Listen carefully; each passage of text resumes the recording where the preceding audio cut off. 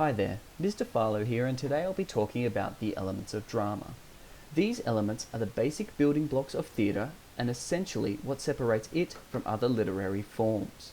Element 1 is role or character, and as you may have guessed, this refers to the process of creating a character in the lead up to a performance. In order to do this, an actor must understand their character inside and out. In this way, it's best for us as actors to imagine our characters as our closest friends. Then you would presume that we would have a good understanding of his or her attitudes and beliefs. For example, how do they feel about the world? How do they feel about others? What do they think of themselves and their circumstance? It's also important for us as actors to understand a character's physicality, and this is the way that they move through space and/or hold themselves. This adds another element to our performance and makes the character more believable for those watching. For example, if we had a strong and confident character, they would stand at their full height. They would keep their shoulders relatively stiff, and perhaps they would push their chest out to reveal that confidence to the audience through their physical gestures. Alternatively, if we had a character who lacked confidence, they might hold their shoulders slouched and they might keep their eyes downcast, again using gesture to reveal the way that they are feeling or thinking in that particular situation. Even professional actors give many hours to developing a character. In preparation for his role as the Joker, Heath Ledger was said to have locked himself away in a hotel room for no less than a month. In this time, he wrote diary reflections and reactionary pieces to news articles in order to better understand the psychotic nature of the character and make it more believable for his audience. Our next element is focus, and this can be broken down into 4 simple fields. The first one is the focus of the scene, and this refers to the main occurrence within a scene.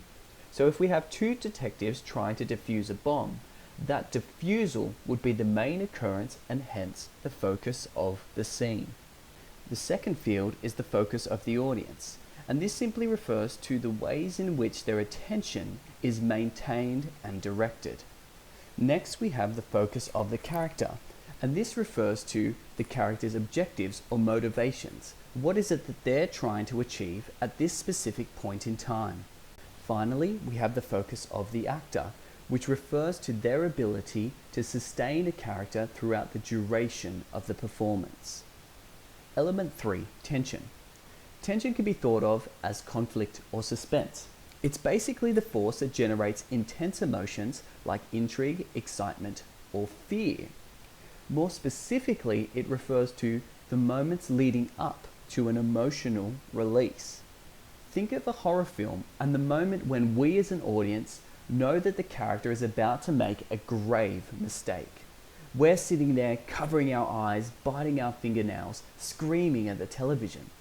It's that feeling. That is what tension is.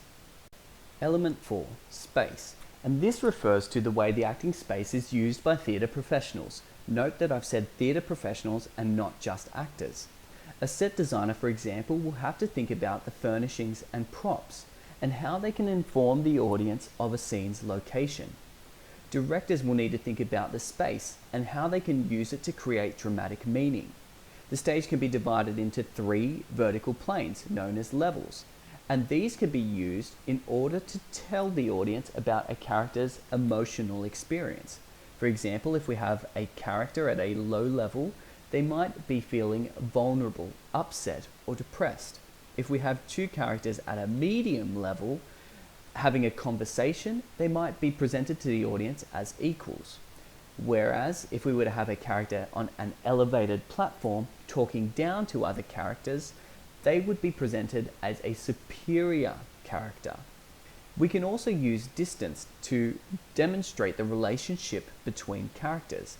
If 2 characters are close together, it might help the audience understand their relationship as being one that is personal and/or intimate.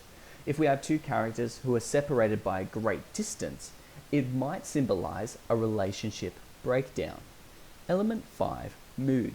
And this refers specifically to the emotional journey of the audience. So as a result of watching a performance, an audience might be made to feel sad, frustrated, angry, or a sense of desire. Mood in drama can be created by a variety of things: the script, the expression of the actors, sound, lighting, and so on. It's important that we, as actors, think about how we want the audience to feel at specific moments within our performance in order to enhance the dramatic meaning. Element 6, contrast.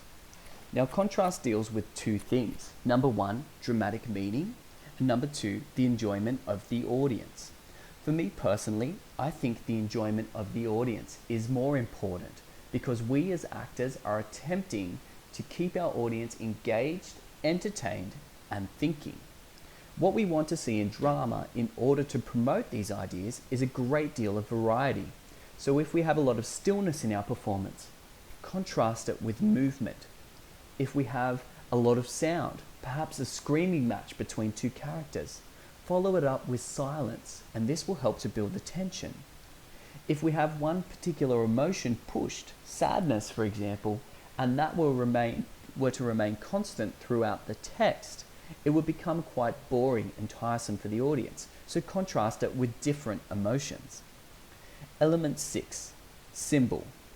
Now, dramas are produced to a great extent. That means that they are thought about in a very deep way.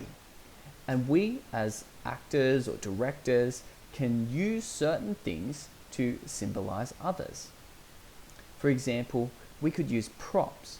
So rather than have a scene that depicts a divorce, we could have a prop in the shape of a torn wedding photo. We can use gestures. For example, a finger on the lips would symbolize silence. We can also use expressions. For example, a jaw dropped and a mouth open would represent surprise. So think about how we can have a large impact within a small gesture. Those are the 6 elements of drama that we will be focusing on throughout our course of study.